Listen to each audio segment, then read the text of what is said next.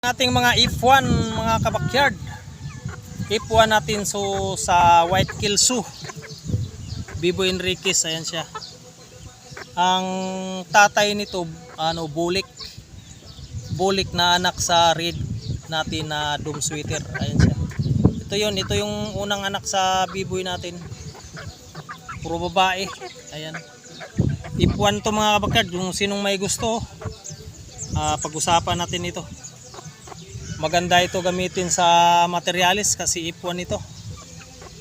Tapos ang broodcock nito anak sa aking red game farm na dome sweater. Ayan siya. Ayan, pwede na to isa lang. Pag hindi to mabinta, gagamitin ko to sa materialis sa sunod breeding. Yan ang ating gagamitin kung hindi maibinta. Pero pag hindi tayo magipit, hindi natin ibibinta ito kasi gagamitin natin sa ating sunod na palahi. What up? F1 Bibo Enriquez.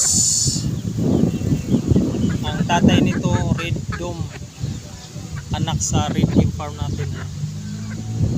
What up?